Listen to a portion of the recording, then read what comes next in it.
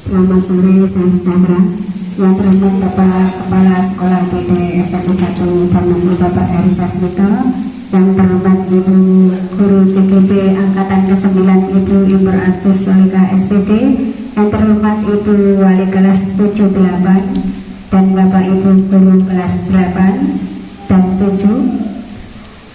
Marilah kita panjatkan puja dan puji syukur atas kehadirat Allah Subhanahu wa Ta'ala, yang mana pada sore ini kita bisa berjumpa dalam keadaan sehat walafiat dalam rangka koordinasi wali murid wali kelas wali siswa kelas 7 dan 8. Salawat serta salam kita tujukan kepada Nabi besar Nabi Muhammad Sallallahu Alaihi Wasallam. Semoga salawat kita terima baik di dunia maupun di akhirat.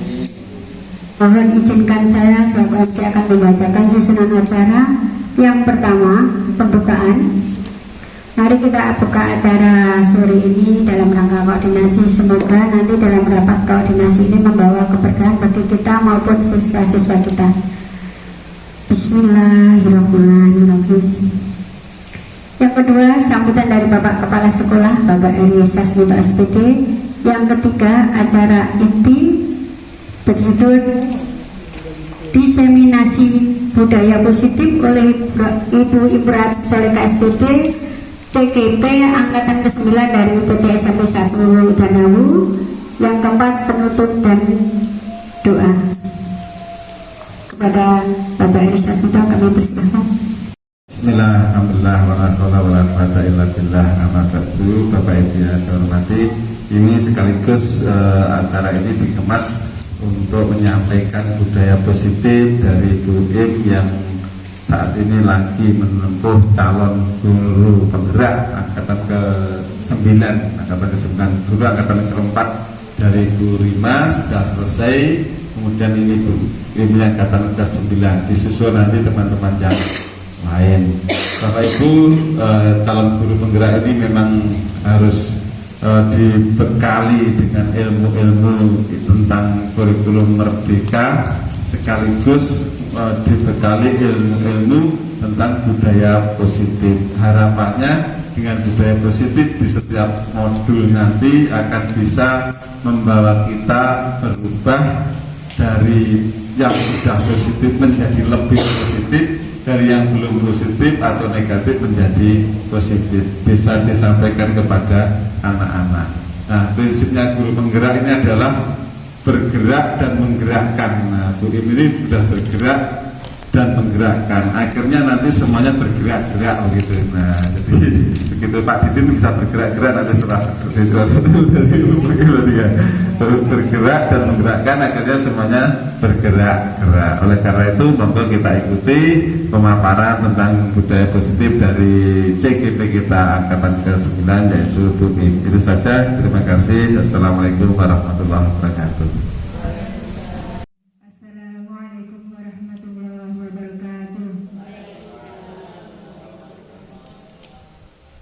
Sebelumnya kami ucapkan terima kasih kepada Bapak Ibu Guru yang sudah menghadiri kegiatan diseminasi budaya positif.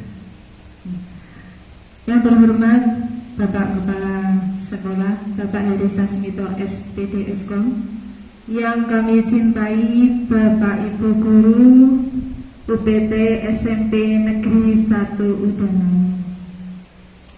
Oke, untuk mengefektifkan waktu, ya, kita lanjutkan dari Ki Hajar Dewantara bahwasanya pendidikan itu adalah menuntun segala kodrat yang ada pada anak agar mereka dapat mencapai keselamatan dan kebahagiaan yang setinggi-tingginya, baik sebagai manusia maupun sebagai anggota masyarakat.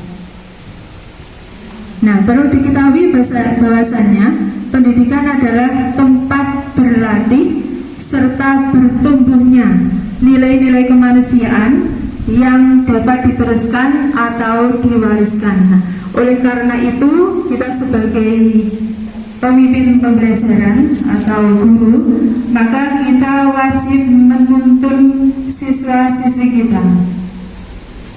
Nah, dalam proses menuntun anak diberi kebebasan, namun pendidik sebagai pamong memberi tuntunan dan arahan agar anak tidak kehilangan arah dan membahayakan dirinya. Nah, bagaimana cara menuntunnya? Kita bisa, yang pertama bisa mengarahkan anak didik kita. Kemudian kita bisa memfasilitasi. Kemudian kita juga bisa membimbing. Nah, itu adalah cara-cara supaya kita bisa menuntun anak didik kita.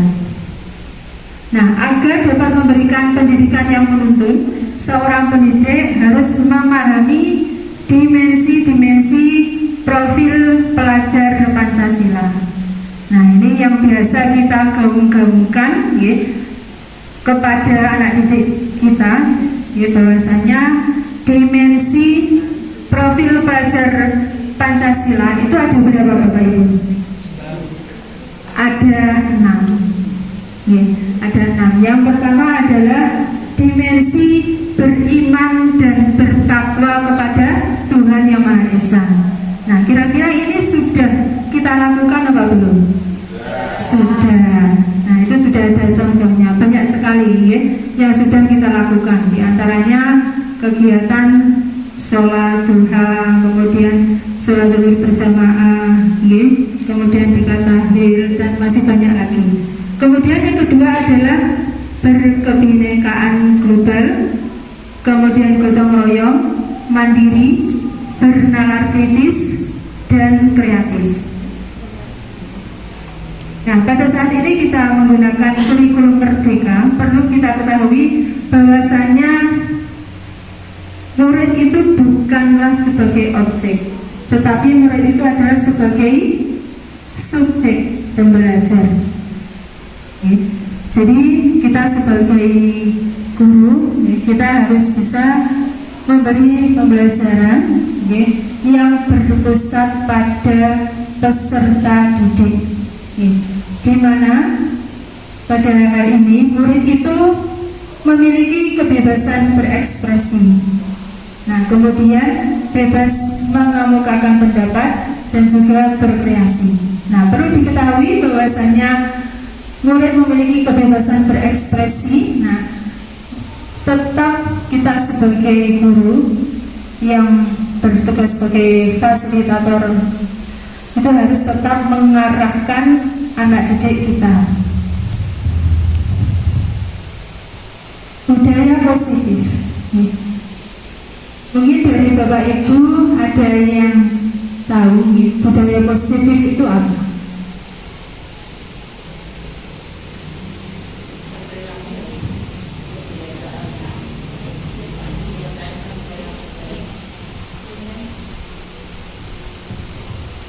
Jadi terima kasih Bu Iin. Budaya positif itu mungkin bisa jadi sebuah kebiasaan yang baik, yang bagus, dan bersifat positif. Terima kasih Bu Endang. Mungkin dari Pak Didin atau Pak Angga ada berpendapat lain tentang budaya positif yang panjenengan pahami selama ini itu apa?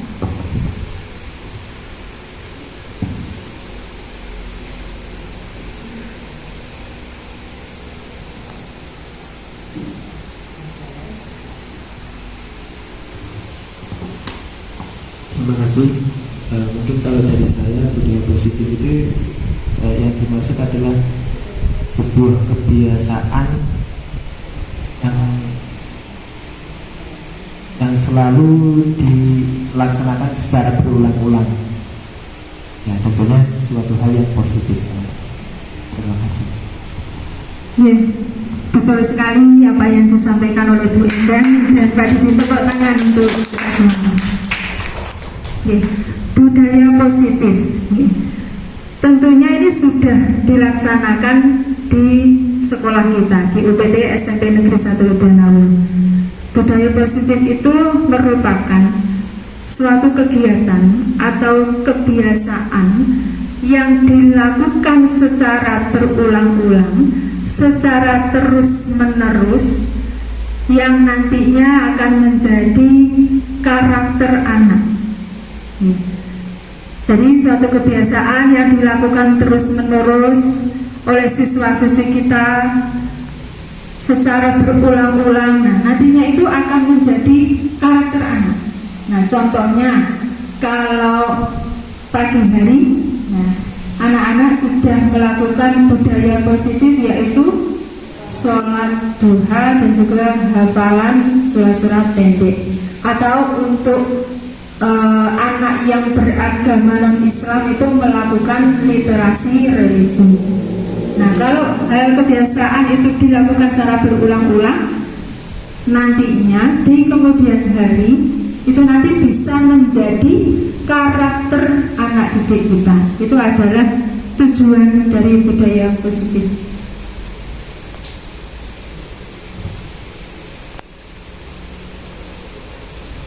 Nah, budaya positif di sekolah kita kira-kira apa saja? Nah, ini contoh yang sudah dilakukan di sekolah kita. Ini mulai dari pagi hari. Nah, biasanya Bapak Ibu guru itu ada penyambutan di depan, ya, untuk siswa-siswi kita, ya, anak didik kita. Kita menerapkan 5S. Nah, apa itu 5S? Senyum, salam, sapa, sopan, dan santun. Nah, kemudian juga dibiasakan juga datang tepat waktu. Nah, mau tidak mau, saat kita itu sudah ada aturan bahwasanya jam 7 tepat itu gerbang sudah ditutup, maka kita sudah mulai membiasakan. Kalau dulu itu mungkin masih banyak beberapa anak yang terlambat, tetapi akhir-akhir ini sudah beberapa hampir 1 tahun ini, nah itu anak-anak sudah terbiasa datang tepat waktu. Nah, ini nantinya bisa menjadi budaya positif di sekolah kita. Kemudian literasi religi. Literasi religi itu kalau untuk anak yang beragama Muslim itu melakukan sholat duha dan juga sholat zuhur berjamaah. Kemudian ada lagi setelah sholat duha menghafal surat-surat pendek. Nah, kemudian untuk anak didik yang beragama non-Muslim itu melakukan literasi religi sesuai dengan agamanya masing-masing. Nah, kemudian ada kerjasama. Nah, seperti yang sudah kita lakukan, bahwasanya kita mengharapkan anak didik itu bisa melakukan kerjasama. Mungkin kemarin saat pelaksanaan P5 atau saat berada di dalam kelas, ya, bisa berkolaborasi dengan temannya. Nah, itu kalau kita lakukan secara terus-menerus nanti bisa menjadi budaya positif untuk anak didik kita. Kemudian membaca Al-Quran atau Iqra. Nah, di sekolah kita untuk program unggulannya itu adalah terkait dengan madrasah dunia. Nah, untuk kelas 7 itu kan jadwal pembelajaran madin itu ada 6 JP. Kemudian untuk kelas 8 dan 9 4 JP. Nah, dengan adanya membaca Al-Quran atau membaca kitab suci, ya, secara kontinu yang dilakukan di sekolah, nah itu nanti diharapkan bisa menjadi budaya positif juga, tidak hanya di sekolah tetapi nanti bisa diterapkan juga di rumah atau di masyarakat. Nah, kemudian ada lagi membaca tahlil, kemudian cinta lingkungan, gotong royong. Nah, kemudian ada lagi bakat minat atau pengembangan diri. Budaya positif itu dapat dijalankan dengan menerapkan, yang pertama adalah disiplin positif, motivasi perilaku manusia, kemudian posisi kontrol seorang guru, keyakinan sekolah atau kelas, penerapan segitiga restitusi dalam menyelesaikan masalah. Jadi itu adalah yang mendukung tercipta terciptanya budaya positif. Nah, pertama perubahan paradigma. Nah ini misalnya, ya. Misalnya Pak Didin dan Pak Angga. Nah, Pak Didin ini di tangannya itu mengepal dan di dalamnya itu ada kertas, secari kertas. Nah, kemudian Pak Angga ini ingin membuka atau ingin mengetahui apa sih yang ada di genggamannya Pak Didin. Nah, mungkin bisa Pak Didin dan Pak Angga bisa maju ke depan, okay, untuk melakukan ilustrasi itu. Okay. Nah, coba.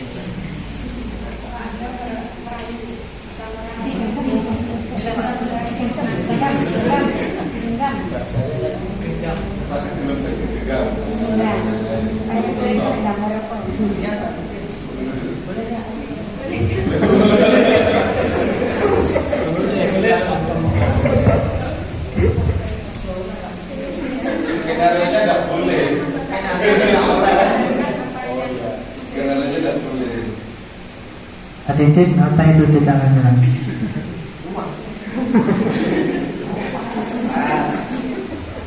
Rahasia.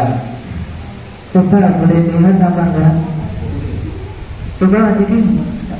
Pak Didin, lihat Pak Didin. Cepat. Ya, terima kasih tepuk tangan untuk Pak Didin dan Pak Angga. Tadi itu Pak Didin itu kan memiliki sesuatu yang ada di tangannya. Nah, Pak Angga itu ingin tahu apa sih yang ada di genggamannya Pak Didin. Nah, Pak Angga berusaha ingin mengetahui, berusaha ingin membuka tangannya Pak Didin. Tetapi dengan rayuannya itu tidak mempan. Ya, tidak mempan. Nah, itulah yang dinamakan dengan kontrol diri. Nah, siapa ya sesungguhnya yang memiliki kontrol ini? Siapa Bapak Ibu? Diri kita sendiri. Jadi yang memiliki kontrol itu adalah diri kita sendiri. Kita sebagai guru ya, tidak bisa memaksa anak didik kita. Kalau anak didik kita itu di dalam dirinya itu tidak ingin melakukan, ya, karena kontrol itu berada pada dirinya sendiri. Dan perlu kita ketahui bahwasanya semua perilaku itu pasti memiliki tujuan. Kemudian makna disiplin. Nah, disiplin itu merupakan belajar kontrol diri dengan menggali potensi kita agar tercapai tujuan yang mulia, yaitu menjadi seseorang yang kita inginkan berdasarkan nilai-nilai yang kita hargai. Nah, di sini ada 5 kebutuhan dasar manusia. Nah, mungkin dari Bapak Ibu sudah tahu, ya, dari guru BK, sudah tahu, ya, 5 kebutuhan dasar manusia. Nah, jadi 5 kebutuhan dasar manusia ini nanti untuk membangun budaya sekolah positif, di mana salah satunya adalah upaya yang dilakukan guru adalah memahami adanya 5 kebutuhan dasar manusia. Yang pertama adalah bertahan hidup. Contohnya apa saja? Ini bersifat fisiologis seperti terpenuhinya makan, pakaian, tempat tinggal, keamanan, kesehatan. Nah, itu termasuk dengan bertahan hidup. Kebutuhan dasar manusia yang kedua adalah kasih sayang dan diterima. Jadi rasa diterima, rasa dipedulikan, disayang oleh kelompok ataupun teman ataupun guru. Nah, itu sangat penting juga. Kemudian yang ketiga adalah kekuasaan dan penguasaan, di mana ini merupakan kebutuhan pengakuan atas kemampuan. Ini loh aku itu bisa melakukan. Nah, kemudian keinginan untuk dianggap mampu. Kemudian yang keempat adalah kebutuhan kebebasan, kebutuhan akan pilihan, mandiri, kebebasan, mengeksplorasi hal yang baru. Nah, kemudian yang kelima adalah kesenangan, kebutuhan untuk merasa senang dan bergembira. Jadi itu adalah 5 kebutuhan dasar manusia. Nah, Dr. William Glasser, seorang psikiater dari Amerika Serikat, menyatakan seluruh tindakan manusia memiliki tujuan tertentu, yaitu memenuhi kebutuhan dasarnya. Jadi ketika kelima kebutuhan dasar manusia itu sudah terpenuhi, maka murid itu akan tumbuh dengan seimbang dan bahagia. Tetapi sebaliknya, jika murid itu tidak terpenuhi dari 5 kebutuhan dasar, maka seseorang itu akan mengalami emosi negatif. Contoh, misalkan merasa bosan, sedih, kecewa, bahkan mereka akan melakukan perbuatan yang menentang nilai-nilai kebajikan atau melanggar aturan. Jadi kalau kita mungkin menemui anak didik kita, ya, tapi jadinya apa tuh? Tanggalin kelas gaya ulah. Nah, setelah kita teliti, kita anak itu kita panggil secara pribadi, kita tanya di rumah bagaimana. Nah, biasanya rata-rata itu ada yang mungkin belum terpenuhi dari 5 kebutuhan dasar tadi itu, 5 kebutuhan dasar manusianya. Ya. Jadi nanti akan menimbulkan apa? Perilaku buruk, di mana murid itu nanti akan memiliki respon karena kebutuhannya tidak terpenuhi dan dia itu tidak tahu cara menyampaikannya itu seperti apa. Jadi mungkin dengan melakukan perilaku yang buruk atau tidak sesuai dengan nilai-nilai kebajikan. Nah, perilaku manusia, semua perilaku itu memiliki tujuan, di mana ada teori motivasi. Mungkin ada orang yang melakukan sesuatu itu karena takut ada hukuman, atau mungkin karena dia mau melakukan karena ada imbalannya. Nah, yang ketiga ini adalah karena menghargai diri sendiri. Nah, ini yang harus kita bentuk, perilaku manusia yang menghargai diri sendiri, bukan karena anak didik kita itu mau melakukan peraturan sekolah karena takut, nah, karena mungkin mendapatkan imbalan dari bapak ibu guru. Nah, itu berarti kalau anak didik kita itu melakukan itu karena hukuman atau karena imbalan, berarti dia melakukannya bukan atas dasar kemauan sendiri, tetapi mendapatkan motivasi dari luar atau ekstrinsik. Nah, yang kita harapkan yang mana? Yang bisa menghargai diri sendiri. Jadi sesuai dengan motivasi dari dalam. Nah, contoh misalkan ini ada anak yang tidak mau masukkan baju. Nah, ini kalau misalkan anak itu tidak memiliki motivasi dari dalam diri sendiri untuk mau mematuhi peraturan, dia akan tetap seperti itu, tidak mau masukkan baju. Tapi kalau anak tersebut itu memiliki motivasi dari dalam diri sendiri, tidak akan terjadi seperti itu. Kenapa harus dilakukan disiplin positif? Yang pertama adalah menanamkan motivasi intrinsik, bukan akibat dari paksaan atau pujian, atau hukuman. Kemudian yang kedua adalah untuk menumbuhkan dan mengajarkan kesadaran diri pada peserta.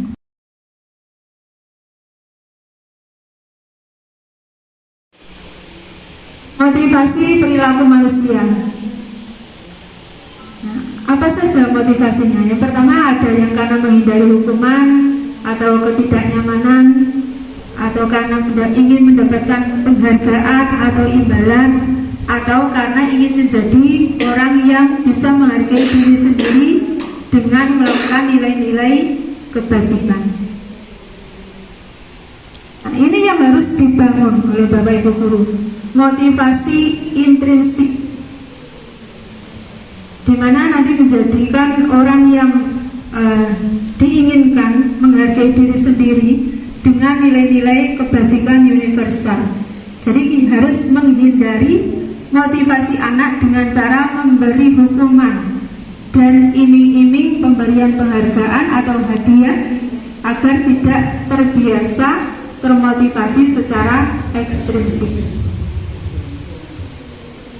Nah, yang mendukung lagi terkait dengan budaya positif adalah 5 posisi kontrol guru. Ada 5 posisi kontrol guru. Yang pertama ada sebagai penghukum, yang kedua ada pembuat merasa bersalah, kemudian kontrol yang ketiga adalah sebagai teman, pemantau, dan manajer. Nah, untuk bisa membedakan 5 posisi kontrol guru itu, mari kita menyaksikan film berikut ini.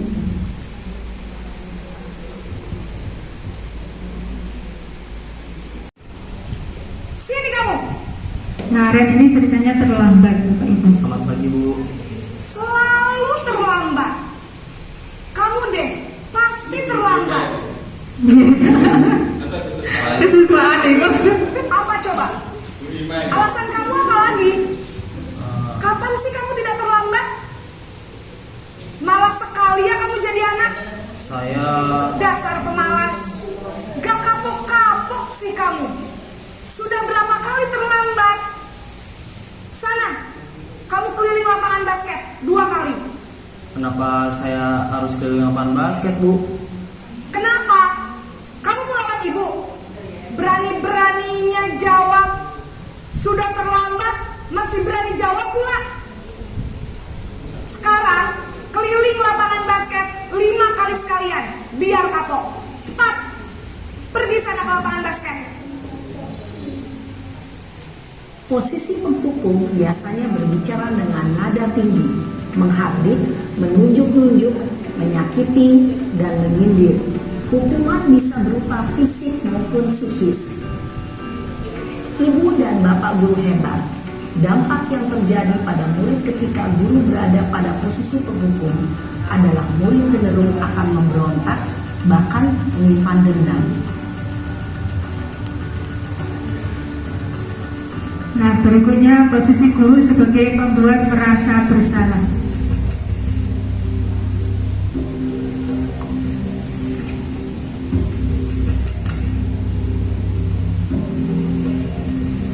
Naren,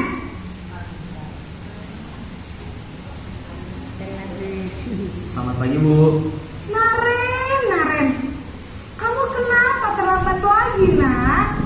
Ya Tuhan, Naren, kamu senang ya bikin ibu susah ya? Kalau kamu terlambat lagi, nanti ibu yang ditegur bapak kepala sekolah, nak. Disangka ibu tidak bisa membina kamu. Duh, gimana ini? Maaf, Bu. Duh, Gusti Naren, kamu suka ya kalau ibu ditegur bapak kepala sekolah? Terus, sekarang ibu harus tulis apa ini di buku absen? Ini kamu sudah sering terlambat loh. Ibu harus apa coba? Maaf, Bu. Maaf sekali. Ya sudah, lain kali jangan bikin ibu susah lagi ya, nak ya. Ibu tidak akan kuat lagi kalau kamu begini terus. Bisa jantungan kalau ibu ditegur bapak kepala sekolah. Sana cepat ke kelas. Maaf ya, Bu. Maaf sekali.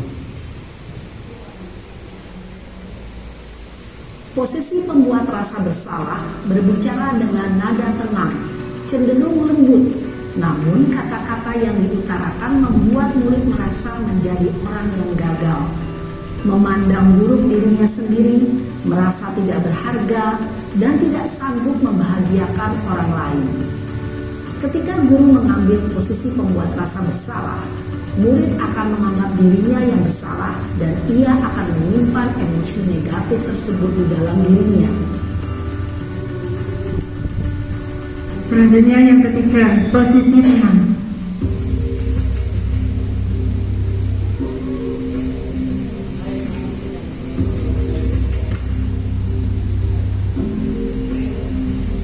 Naren,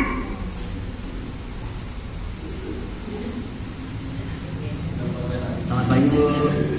wah, sudah jam berapa ini nak? Terlambat lagi ya sayang. Iya Bu, habis ibu saya lupa bangunkan saya Bu. Kamu malah menyalahkan ibu kamu. Kamu bukannya anak yang larinya paling kencang. Kok terlambat sih?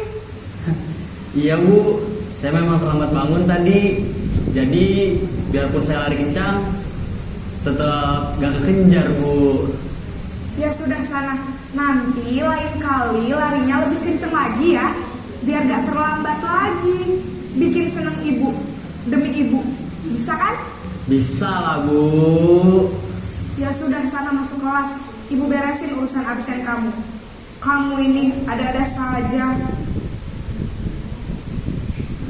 Dalam posisi teman, guru berbicara dengan nada suara ramah, akrab, cenderung bersenda gurau untuk menjaga suasana tetap santai. Murid akan merasa senang, aman, dan akrab dengan guru. Identitas yang tercipta adalah identitas sukses atau berhasil. Namun, perlu diingat, karena ini masih dorongan eksternal, maka ada faktor ketergantungan dari murid kepada orang tertentu. Di sini, guru absennya, sehingga di lain waktu, murid bisa berperilaku baik, namun hanya kepada orang-orang tertentu saja. Selanjutnya posisi pemantau atau monitor.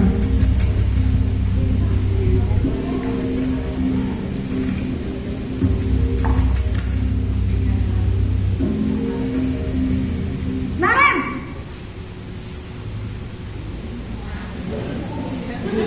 Selamat pagi Bu. Naren, apa peraturan sekolah kita tentang jam berapa kita harus masuk sekolah, nak? Kita harus di sekolah jam 7 Bu. Iya betul, sekarang sudah jam 7.20. Naren sudah tahu konsekuensinya jika terlambat hadir. Paham Bu. Saya harus tinggal kelas pas jam istirahat selama 20 menit. Iya benar, konsekuensinya demikian.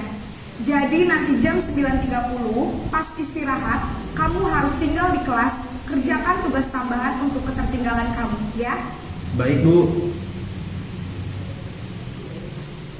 Posisi pemantau mengandalkan penghitungan atau data untuk mengontrol murid. Guru mengarahkan murid berdasarkan peraturan dan konsekuensi. Seorang pemantau menunjukkan bahasa tubuh dan ekspresi wajah yang datar dan cenderung formal.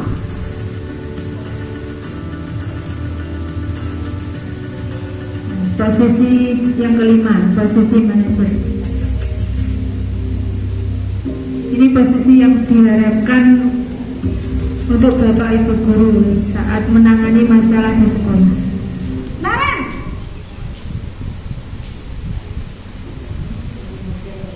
Selamat pagi Bu. Selamat pagi Naren.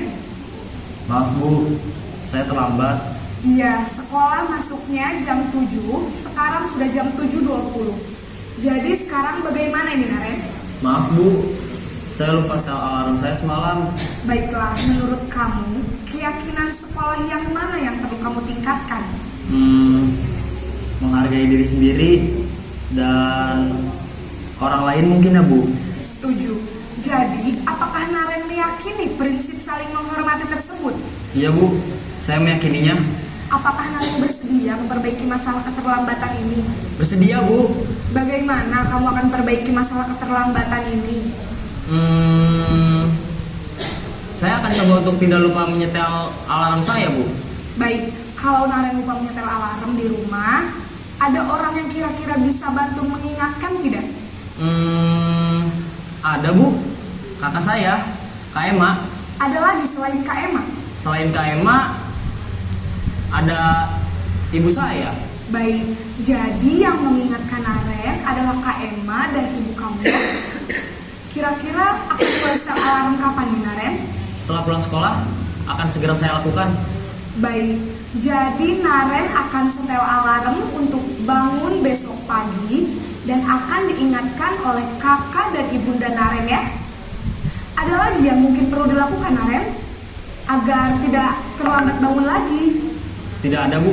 Baik, Naren, terima kasih untuk kerjasama kamu. Sekarang kamu perlu kembali ke kelas untuk belajar.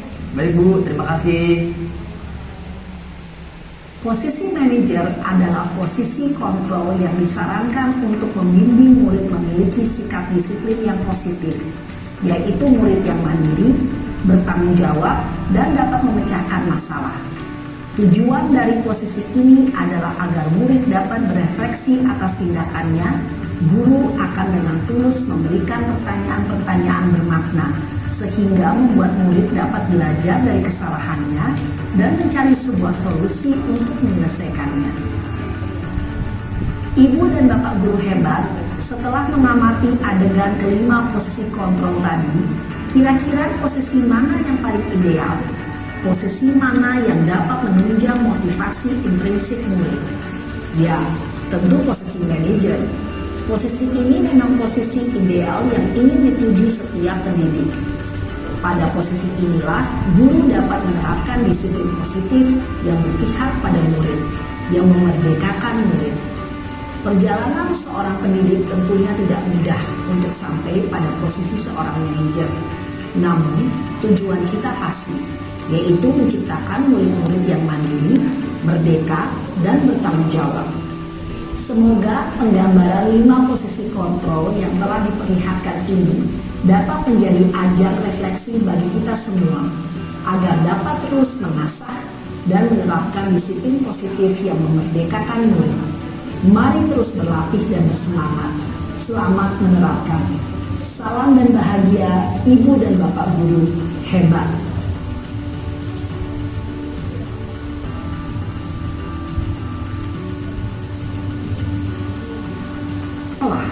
Dan melihat. Oke, tadi Bapak Ibu sudah melihat 5 perbedaan dari posisi kontrol guru. Oke. Mungkin Bapak Ibu sudah membayangkan kira-kira apa ya, posisi yang mana ya yang sudah pernah saya lakukan. Nah, untuk posisi kontrol manager itu yang diharapkan ya, jadi guru sebagai fasilitator membantu murid dalam menemukan solusi dalam permasalahan yang dihadapi. Jadi murid belajar dari kesalahan serta memperbaiki hubungan dengan kelompoknya. Pada posisi control manager, nah itu bisa dilakukan dengan cara segitiga restitusi yang tadi sudah ada di film yang kelima, yaitu control manager, di mana yang pertama dilakukan menstabilkan identitas, kemudian validitas kebutuhan, dan yang ketiga adalah menanyakan keyakinan sekolah.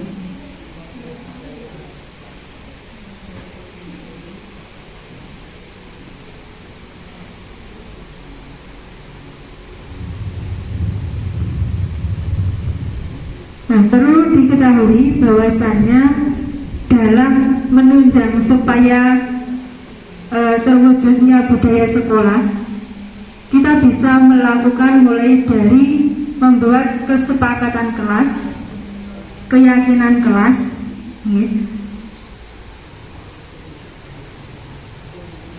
dan ini adalah kesepakatan kelas atau sekolah yang kemarin sudah dilaksanakan di musola untuk kelas 7, 8, dan 9 bersama Bapak Kepala Sekolah, Bapak Kurikulum, kemudian wakil kesiswaan, dan juga Bapak Ibu guru.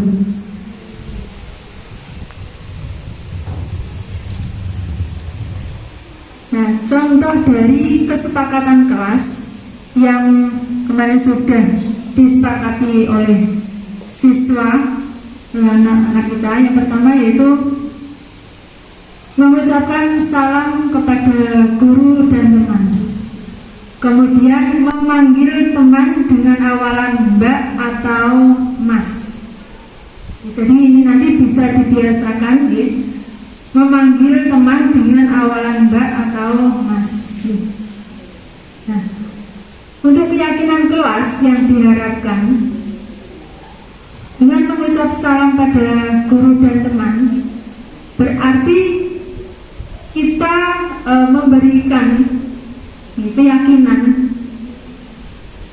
keyakinan kelas, yaitu nilai-nilai apa? Nilai saling menghormati. Jadi ibaratnya seperti ini. Pengendara sepeda motor itu ada aturannya, harus menggunakan helm. Nah, itu kira-kira untuk apa? Kenapa harus menggunakan helm? Apa Pak Dudin kira-kira? Keselamatan. Ya, keselamatan. Betul ya? Ada aturan bahwa pengendara motor itu harus menggunakan helm. Untuk apa? Untuk keselamatan. Nah, itu yang harus kita yakini kepada anak didik kita, bahwasanya kita memberikan keyakinan, yaitu nilai-nilai kebajikan, bahwasanya kalau kita itu menggunakan sepeda motor harus memakai helm. Untuk apa? Supaya selamat, keselamatan, demi keselamatan. Begitu juga dengan mengucap salam pada guru dan teman. Untuk apa? Keyakinan kelasnya, yaitu supaya kita menanamkan, yaitu saling menghormati. Nah, kemudian memanggil teman dengan awalan Mbak atau Mas. Nah, keyakinan kelas yang akan diharapkan yaitu setiap anggota kelas perlu saling menghargai. Jadi tidak ada lagi anak-anak yang memanggil dengan sebutan nama misalkan orang tuanya. Kemudian yang ketiga, mengikuti pembelajaran dengan sungguh-sungguh. Nah, keyakinan kelasnya apa? Setiap anggota kelas ditanamkan keyakinan yaitu perlu belajar. Kemudian yang keempat, memasukkan baju dan bersepatu. Yang kelima, selalu izin saat meminjam barang dan mengucapkan terima kasih setelahnya. Dan yang keenam, memakai sandal atau sepatu saat sholat Jumat. Nah, keyakinan kelasnya itu. Kalau selalu izin saat meminjam barang, berarti yang ingin ditanamkan ke siswa itu apa? Supaya apa? Nilai kebajikannya apa? Yang ditanamkan, supaya anak merasa aman. Merasa aman gimana? Misalkan kalau ada yang pinjam ballpoint, dia bilang dulu. Kalau tidak bilang, berarti mengambil langsung. Nah, si anak yang kehilangan berarti kan dia akan merasa tidak aman. Barang-barang kok akan hilang, seperti itu. Nah, nanti silahkan, ini nanti ditindaklanjuti untuk Bapak Ibu guru wali kelas membuat kesepakatan kelas dan keyakinan kelas. Jadi nanti membuat keyakinan kelas, dan dalam pembuatan keyakinan kelas nanti bisa meminta pendapat dari anak-anak. Kemudian nanti bisa ditempel, terus setelah itu ditandatangani oleh semua anak kelas tersebut.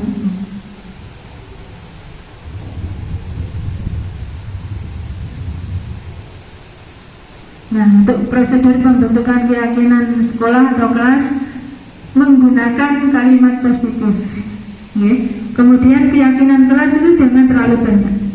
Supaya apa? Supaya anak-anak tidak lupa. Jadi paling tidak ada 7.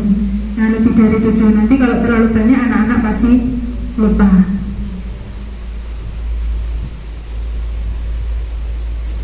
Dari Bapak Ibu terkait dengan diseminasi pada sore hari ini, mungkin pembelajaran apa yang sudah panjenengan dapatkan?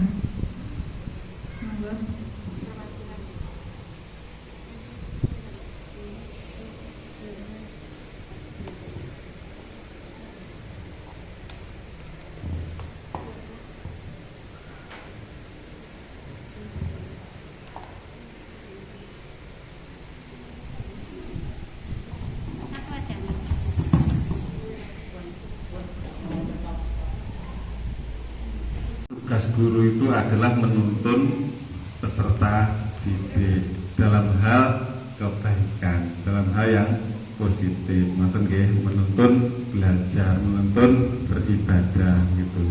Tapi objek siswa bukan dijadikan objek, dijadikan subjek. Apa bisa, apa mudah, tidak gitu. Tapi monggo kita coba dengan cara-cara semacam ini, mudah-mudahan bisa kita laksanakan sehingga anak-anak itu bisa menjadi lebih baik dari motivasi internal, bukan motivasi eksternal. Memang selama ini kita masih menggunakan motivasi eksternal. Kita masih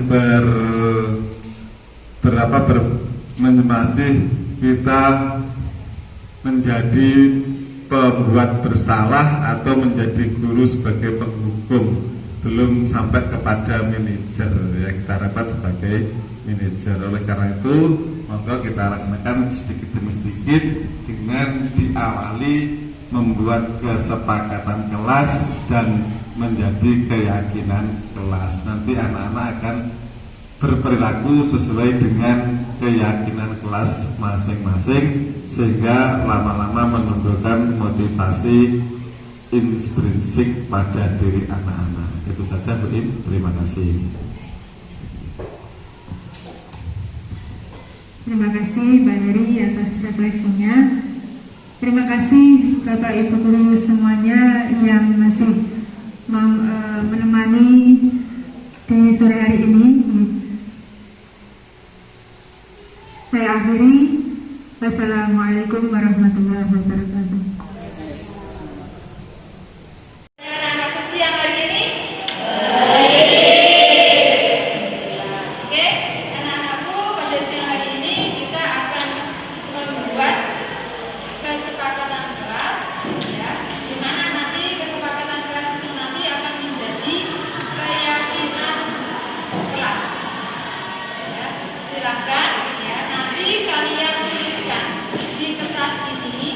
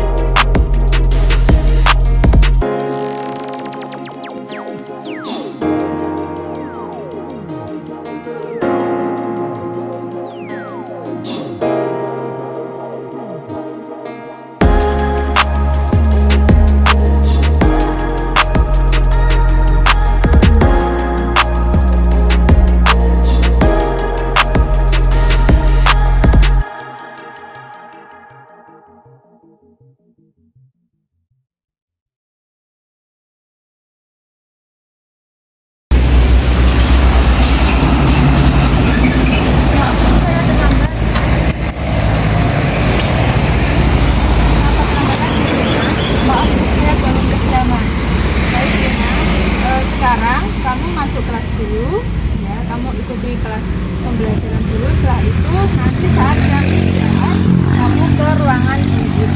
Siap Bu? Silakan kembali. Assalamualaikum. Waalaikumsalam. Silakan masuk. Silakan duduk. Luna, kamu terlambat ke sekolah sudah 3 kali, betul? Betul Bu. Iya.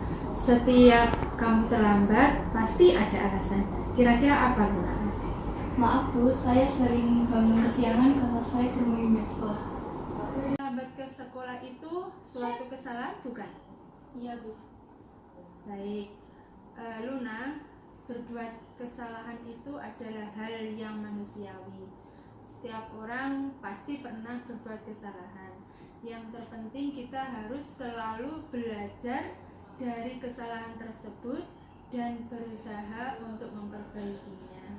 Apakah Luna setuju? Setuju Bu. Keyakinan keras apa yang sudah kamu langgar? Disiplin Bu. Ya. Menurut kamu, disiplin itu penting tidak bagi kamu? Penting Bu. Ya, betul. Menghargai waktu itu sangat penting dan sangat bermanfaat untuk kita. Seperti kamu harus datang tepat waktu supaya tidak ketinggalan belajar saat di kelas. Kemudian, supaya tugas-tugas kamu tidak menumpuk.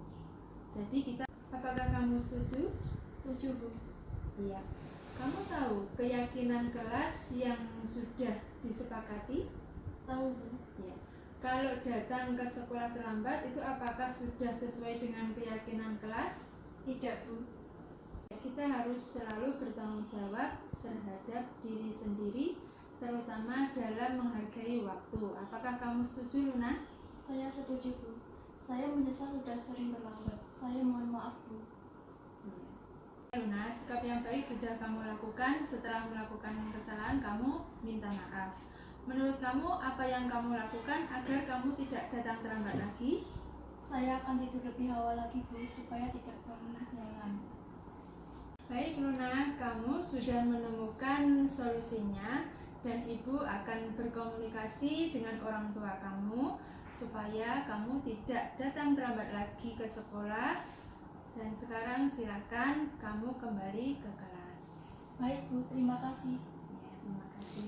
Saya sangat senang sekali diajak diskusi dengan Ibu Guru untuk menemukan solusi atas kesalahan yang telah saya lakukan.